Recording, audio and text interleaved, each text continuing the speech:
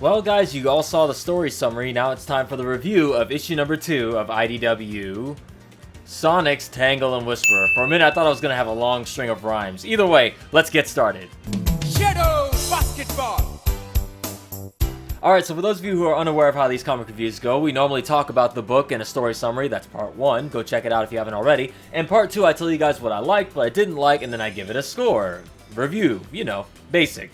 But before we get into that, I need to address something that was brought up to me, by one of my commenters on my previous videos, saying that my mistakes about Evan Stanley being a male. Evan Stanley is actually a female. I apologize. I've been saying her wrong the whole time. Either way, artwork is done by Evan Stanley, writing again by Ian Flynn and his whole crew. Everybody's done an amazing job with this book. I love every single thing that I've seen inside this book. So let's get into things I didn't like about this book. Again, the way these books have been, and I feel like I'm beating a dead horse by saying this every single time, but I feel it's true. I really have no complaints with these books the way they're handled right now. The only complaint I've had these past 19 issues, not including this one and the previous Tangle and Whisper book, are like the way Shadow was written in that one book, but other than that, I'd say this is pretty damn consistent. I haven't really had any complaints with any of these. That being said, I'm literally trying to think of anything, even as far as nitpicks go, to talk about with this book that I didn't like, and I can't come up with anything. I struggled to think of anything I didn't like with this book. Other than, I wish there was more, but that's not really a complaint. If anything, that's a compliment. That's saying, like, your book is so good, even though this is actually quite lengthy, all things considered, I still felt like I wanted more. So, that's a compliment. That's not even a knock on the book. That's just, the book is that good. I wanted more. Things I liked about the book. Let's get started with this one. I love the artwork. I love the writing. I mentioned it in the story summary, but something that I've noticed with Tangle and Whisper, this could just be for this particular book, but I've noticed they've gotten a lot more emotional beats in this one. Particularly with Tangle and Whisper, you know, Whisper breaking down and kind of have an emotional breakdown, and I know that may or may not be something that was in the Sega mandates, the rumored Sega mandates due to the whole Ken Penders thing. You guys know how that is. If you guys have not seen those videos, go look up the Ken Penders thing. It's one of my many videos, or just another Ken Penders video. They'll explain everything. Either way, the Sega mandates, if they do exist, is that certain characters can do this, certain characters can't do that. Sonic is not allowed to show, or Sonic and the he's not supposed to have an extended family unless Sega themselves mention them in the games, aka vanilla.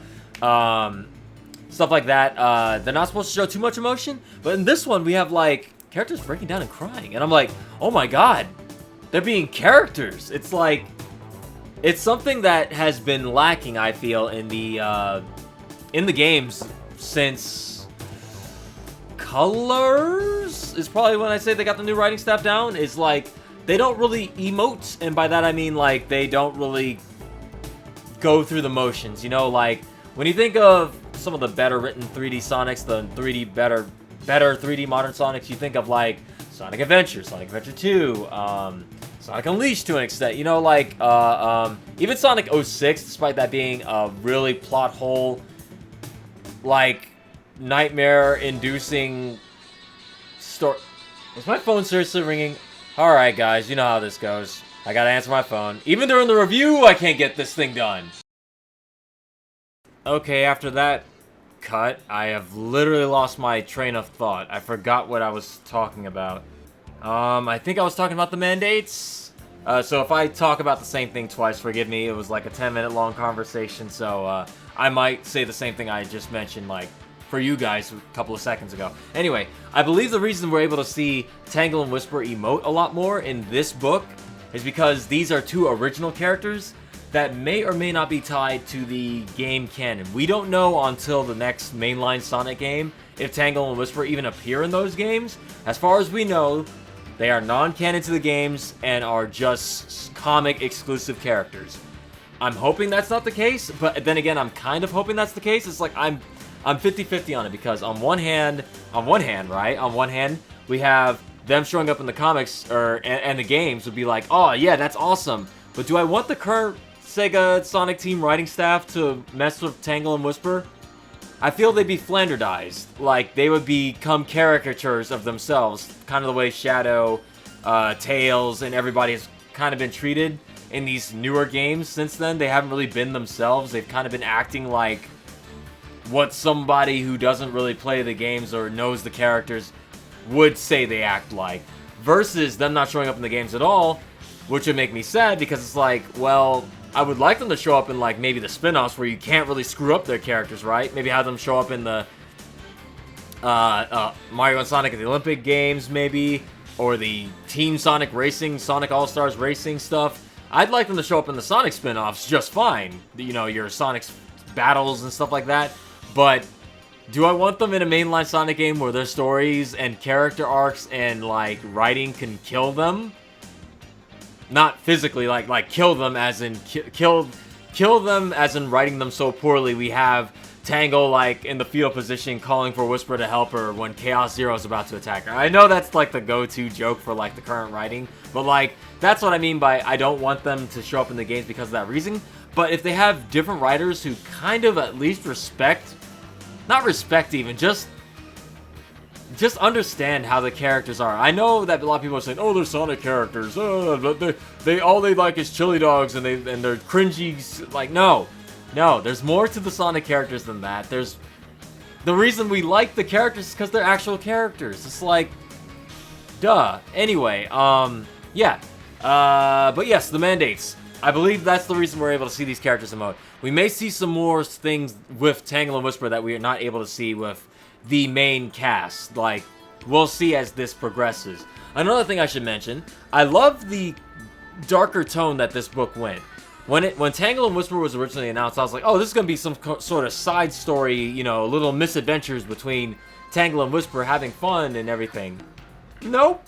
This is Whisper dealing with her past, and her past can take many forms, including this scary, scary black-eyed Stitch face form of other characters. It's like Mimic himself is a great new addition, a great new villain, and this is what I mean by, like, the comic characters are going to have to eventually show up in the games if they want to make them canon, because Dr. Starline, I assume by the time the next mainline game comes out, maybe Starline will have had a change of heart, maybe turned on Eggman himself, who knows. But him being with Eggman all this time between Forces, which is the last mainline Sonic game, up until whatever the new Sonic mainline game is, I'm sure Starline's going to have to be mentioned in some form, right? Because he's been helping Eggman with the virus. But anyway, if the virus is even mentioned in the next game. Another thing people are asking is, like, when does this book take place? People are saying this takes place a little before, or maybe this takes place during the Metal Virus. I want to say it takes place before, though. That seems like it would make the most sense. Yeah, this definitely takes place before, because Tangle learns about the virus from Sonic, and if she knew, she would tell Whisper immediately about the virus, and they wouldn't even be worrying about this. So this definitely takes place before the virus outbreak. Maybe it takes place during the first outbreak, but we don't know yet. Anyway, Mimic is a great villain. I love this guy. I love that he is one of the darkest characters we have thus far, and I say that in a good way. I don't mean dark as like, oh, he's so edgy and dark, but like, if you really think about what he's doing, like, he turned on Whisper's crew, which is the Diamond Cutters. We now know that she was part of a group called the Diamond Cutters. We get to see what her friends look like. We can safely assume they are dead because they're gone, and the way they speak about them is like, yeah, because of the actions that Mimic did, her whole crew got wiped. Like, they are gone. But we get to see what they look like. It looked like we had a pretty unique looking cast there.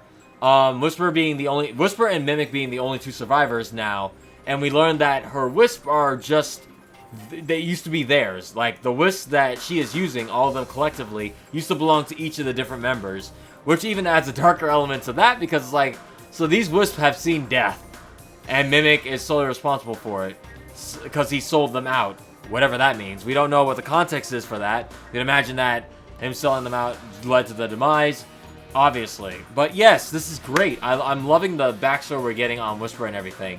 Tangle is such a great partner for her.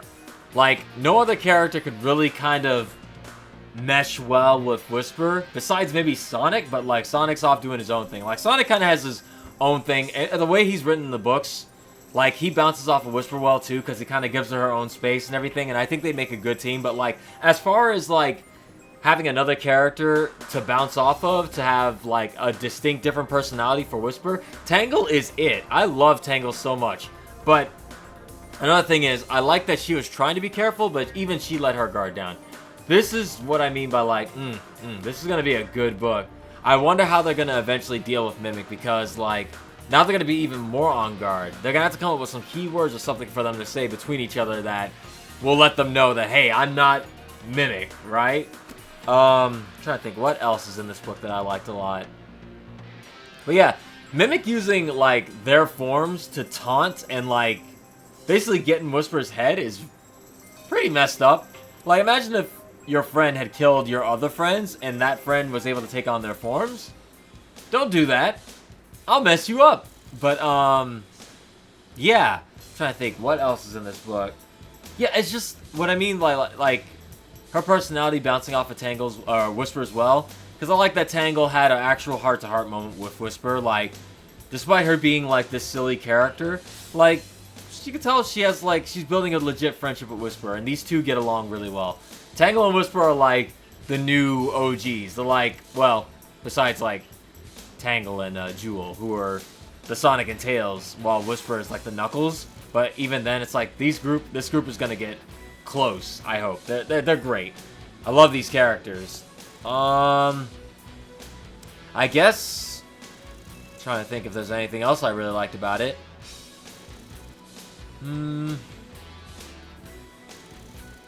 That phone call really messed me up because now I'm struggling to think. I had like a whole thought process behind it. Yeah, Whisper getting a lot of emotions shown in this one.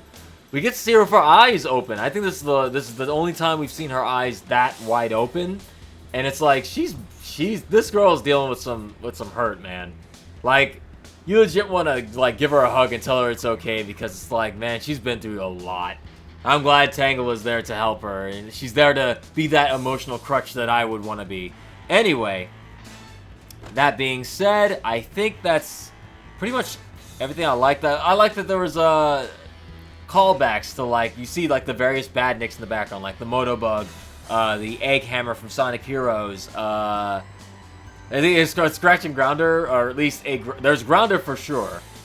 There's a Scratch look-alike, but yeah, a lot of Easter eggs as always in the artwork. If you look really closely in the background, you can see them. I pointed out in the story part last time. As for anything else, I want to see what Whisper's history is, and I wonder if they're gonna explain why she might have some sort of issue with Shadow. I'm imagining they're gonna bring that up too in her backstory. Because as far as we know, all we know of Whisper right now is that she used to be part of Diamond Cutters. Diamond Cutters got killed because of actions Mimic did.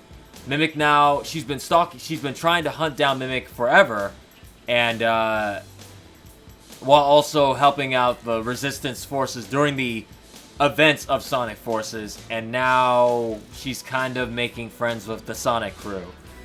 Yeah, great book so far. I can't wait till issue number 3. Can't wait to see where this goes. I hope they don't wind up killing off Mimic, because I love this guy and I want to see more of him. I love me some sinister villains. That's all I'm saying. For now, guys, let me know what you guys thought of this book. Did you like it? Did you not like it? Did you feel meh about it? Let me know in the comments below. Hit that like button. Don't forget to subscribe to our reactions for more videos like this one if you haven't already. And also let me know if I missed anything, if there's any other things that you guys liked about the book that I may have missed because that phone call messed me up. But yeah, I think that's going to do it for me today, guys. I will see you all in the next video, whenever that may be. So in the meantime, stay tuned. This video is sponsored and paid for by my 2 patrons, Hedge and Green. Thank you guys so very much for the support. If you guys would also like to show support for the channel, you can visit my Patreon at patreon.com/werewolfwolfie. Any amount you pledge is very much appreciated. Thanks for the support as always, guys. A link should be in the description below, or it should pop up on the video. Goodbye for now.